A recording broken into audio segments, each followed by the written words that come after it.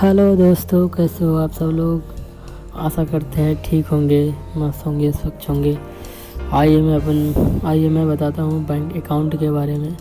अगर पत्नी के नाम पर है बैंक खाता तो जान लीजिए। हाँ दोस्तों, पत्नी के नाम पे अगर है बैंक खाता तो जान लीजिए। पत्नी के नाम पर बैंक खाता तो जान लीजिए यह नियम SBI, PNB, पूर्वांचल बैंक, सभी बैंक खाता वालों के लिए बड़ी खुशखबरी है दोस्तों, बड़ी खुशखबरी है। अगर आपका भी खाता बैंक में है और आपकी पत्नी के नाम से भी खाता बैंक में है तो आपके लिए एक बड़ी खुशखबरी निकल कर आ रही है दोस्तों। चाहे आपका खाता स्टेट बैंक ऑफ इंडिया में हो या फिर पंजाब नेशनल बैंक में हो या फिर इंडिया के किसी भी बैंक में हो, आपके पत्नी का खाता हो तो आपके लिए बड़ी खुशखबरी है। आप अपने पत्नी के अकाउंट में पैसे ट्रांसफ़र करके टैक्स को बचा सकते हैं दोस्तों। हाँ दोस्तों, टैक्स को बचा सकते हैं आप। आइए जानते हैं कैसे।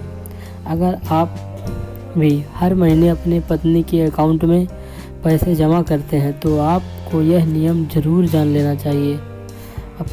आपने अक्सर देखा होगा कि कई लोग इनकम टैक्स बचाने के चक्कर में अपने पत्नी के अकाउंट में पैसे ट्रांसफ़र कर देते हैं या फिर अपने पत्नी के बिजनेस या किसी और काम के लिए पैसे देते हैं।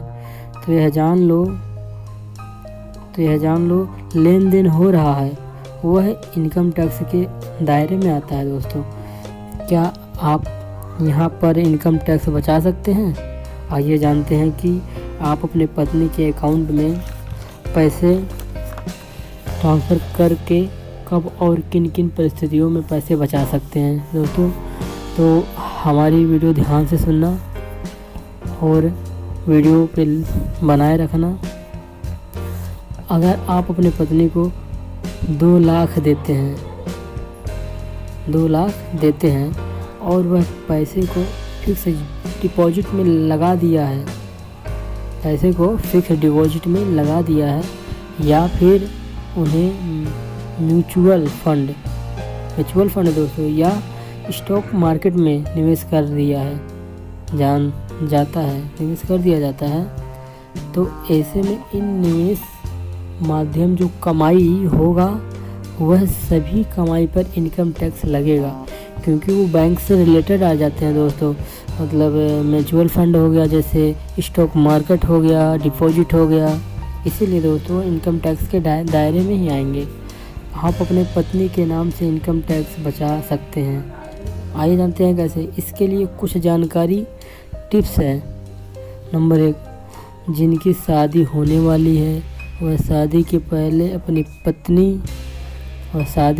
अपनी होने वाली पत्नी के नाम पर कोई भी संपत्ति या गिफ्ट खरीद लें।